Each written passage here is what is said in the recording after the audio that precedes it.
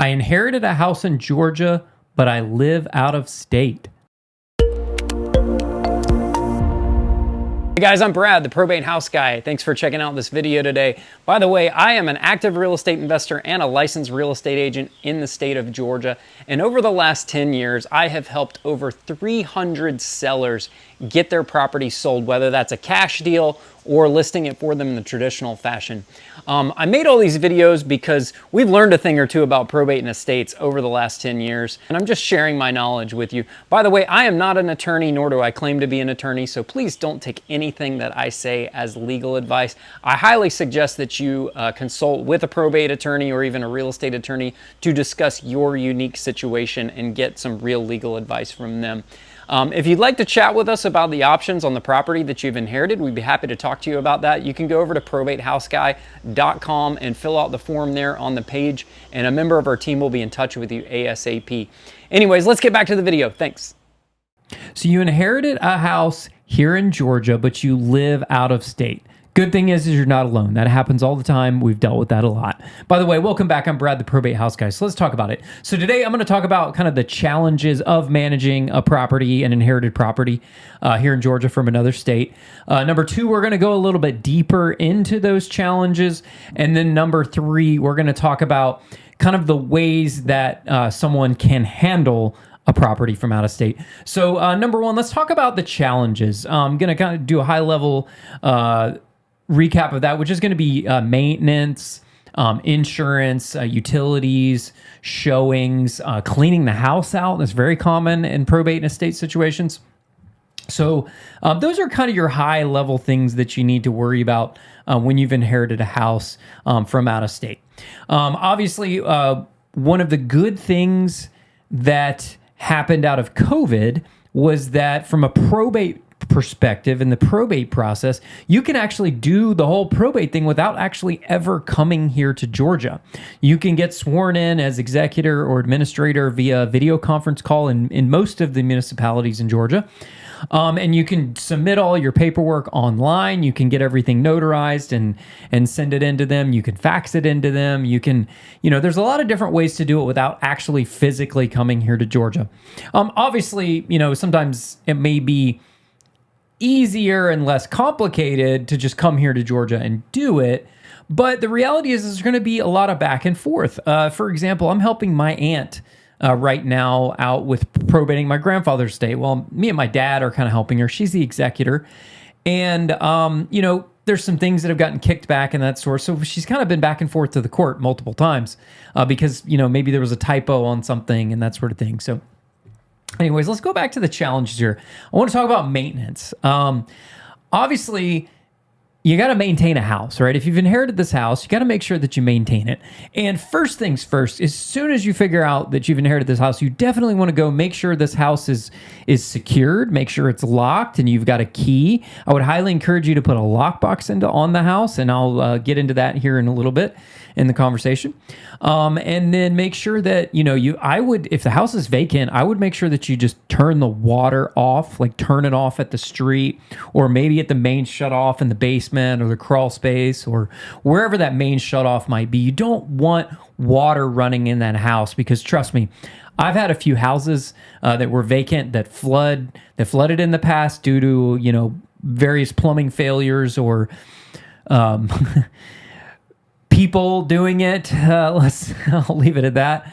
And it's expensive and it's not easy and it's a pain in the butt. You got to bring in everything and dry the place out and reconstruct everything. It's a mess, right? So you don't want to deal with that. Okay, so let's talk about utilities. Well, if the person is deceased, I would notify the utility companies that person has passed away and see if they'll allow you to either continue to pay the bill. Maybe they'll send you the bill in the mail, or maybe they'll let you switch the utilities over to your name. That way you know for sure that they're getting paid. Because I would advise that you do leave the utilities on. Like I mentioned, you can turn the water on with the utility company, but you can have it shut off at the main. That way, if someone ever comes over to the house, you can turn it on and actually use it and then shut it right back off before you leave. I'm like, since since I've had houses flood, I'm a stickler about that. Make sure that the water's always turned off before you leave the house. In fact, I've left a house and driven 5 minutes down the road and realized, did I turn? It's like when you leave the oven on or you leave the hairdryer on or whatever. You're like, did I do that? You turn around and come back, right? Make sure that you shut the water off. I've done that many, many, many times, right? Okay, so you got utilities. Make sure those are all turned on. And then I've mentioned this in other videos. We're in Georgia. In the summertime, it's hot and humid. And in the wintertime, we can get cold enough to freeze pipes. I've had pipes freeze at houses before. It doesn't happen super often here, but it can happen. So you want to make sure that you're aware of that and that you plan accordingly for that. Especially in the summertime, I would make sure the air conditioner is running in the house. That way you don't get humidity building up, and humidity causes mold. And the last thing you want is to get mold all over everything in a house, and then you're trying to sell it, and your buyer's freaking out over mold. So make sure that you keep the air conditioner on. I know that costs electricity. At the very least, if you don't want to turn the AC on, at least go to Home Depot and buy a few dehumidifiers, and then hook those up in the house. I would get the ones that kind of have a drain to them, and maybe stick one on the kitchen counter, draining into the sink. And maybe if there's another drain, like sit it in the bathroom on the counter, draining into the sink there or something. That way you don't have to go change the water out of the dehumidifier.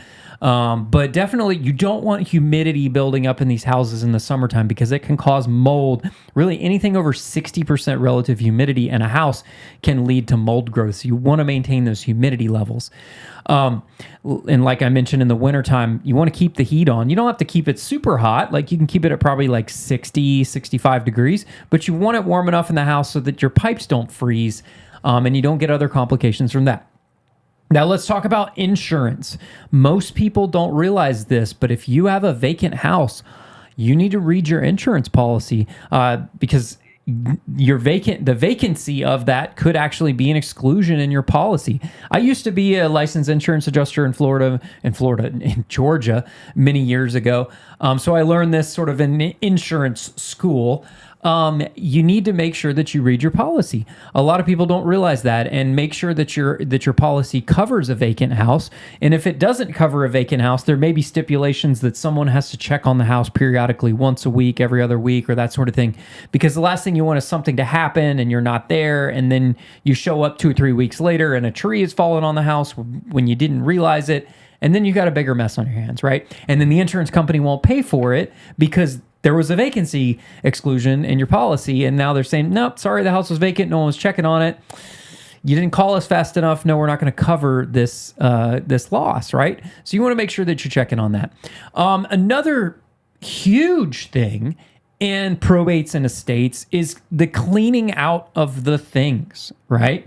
I would say that 90+% of the houses that we buy at my company, and we've bought hundreds of them over the years, come with stuff. People, especially in estate situations, the family just doesn't want to have an estate sale, nor would I don't always recommend estate sales. I know estate sale companies are going to bark at me for this, but the reality is a lot of times they're not worth the hassle. So there's that. But then, a lot of people just don't want to, they don't have the time, they don't have the patience, or maybe they just don't want any of the stuff. Or maybe they've already gone through the house and they've taken the things that they want and they left the rest behind.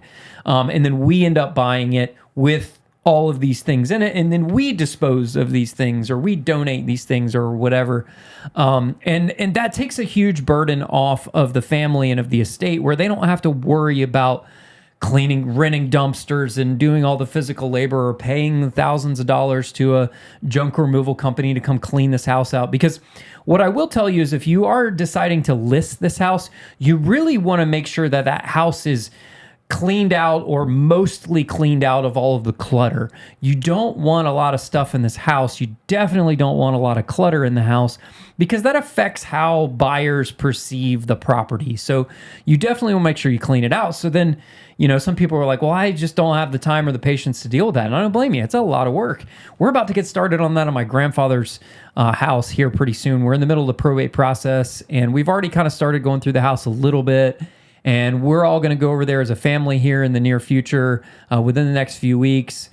when my aunt comes back in town, and we're going to go over the house and kind of get a lot of the things out of the house that we want to keep. We've already been talking about, okay, we want that. Like my son wants all of my grandmother's lighthouses that she'd collected on all their travels. So we're going to go over there and get those and that sort of thing, right? But then the rest of the stuff, I'm going to send my junk removal guy over to the house, and he's going to clean the rest of it out. And my aunt's going to donate a lot of stuff to, all the different donation places and have them come pick it up. That way, because we just don't want to have an estate sale, nor you're really not going to get that much money out of a estate sale anyways. So I usually advise against estate sales just because it's kind of a giant pain in the butt. Even though the estate sale company's handling it, it takes a while. It's generally not worth it, right? Now let's talk about probate, handling probate. I've already mentioned you can do a lot of that remotely. You can even, have people locally sort of help run documents to the court, and you get them signed and notarized wherever you are, that sort of thing, and they can drop them off at the court. So I would do that. And then, lastly, on the last point, let's talk about how you can do all this, which is, number one is delegation. You've got to delegate these things. You can't try to do everything yourself. You need to find someone local near the house that you can trust to go check on it, make sure everything's good. Like I mentioned earlier, put a lockbox on the house. Put a key in the lockbox. And the reason I say that is that person, maybe you've got that trusted person, they're not always available 24/7, 365, 7 days a week, right? They might have something come up, go to a doctor's appointment, and maybe someone needs to go over the house to do something, right? And they can't meet them. If you have a lockbox on the house, you can give that person the lockbox code, and they can go over and get the key out of it, and they can get in the house and go do their thing and lock it back up when they're done. And if you don't trust them to know the code, at the end of the day, send your other trusted person over there to go change the code on the lockbox, right? You can always change the code. They even have some that are digital that are really expensive, but you can change the code like remotely from your phone, right? So make sure you're delegating that. Make sure you're delegating out, maintenance of the house. You're going to have to hire people. And if you don't know anybody, reach out to, someone in the area. Get referrals from people who have, worked with someone else in the past, or just reach out to us. Like we have, I know no one has Rolodexes anymore, right? I'm dating myself a little bit with this term, but we have kind of an entire Rolodex full of contractors and you name it, multiple junk removal companies, all these things that can help you maintain the house, landscapers, cleaners, roofer, you name it. I know them, right? I've been doing this for 10 years. I have renovated and flipped hundreds of properties, and I've got an entire phone book full of people that I know that can do various things for me. So please don't hesitate to ask us. And we trust these people, right? They've done multiple jobs for us. I don't just hire any random Johnny off the street to do work for me. I hire people that have done work for other people I know, and I give them sort of trial work. And then once they've kind of proven to me that they're good, then I give them more work, right? So anyways, feel free to reach out to us. So I hope this was helpful. I know I kind of ran a little long here, but dealing with a property in Georgia from out of state that you've inherited can be a little complicated. If you want to call us and chat with us about it, maybe we can help you. Maybe we can help you make you an offer on the house. Obviously, we buy houses for cash. I've bought hundreds and hundreds of houses for cash over the last 10 years from people. We try to make it as easy as possible. Or I'm also a licensed real estate agent in Georgia. I don't know if I mentioned that earlier in the video, but I'm a licensed agent with One Source out of Woodstock. Be happy to also talk to you about listing the property for sale. And with listing or even my cash offer comes my availability of services to help you manage this house. We're here to help you, so don't hesitate to reach out. Anyways, you can go over to probatehouseguy.com, fill out the form there on the page, and a member of our team will be in touch with you ASAP. Thanks again for checking out this video. I hope you have a great day. Bye-bye.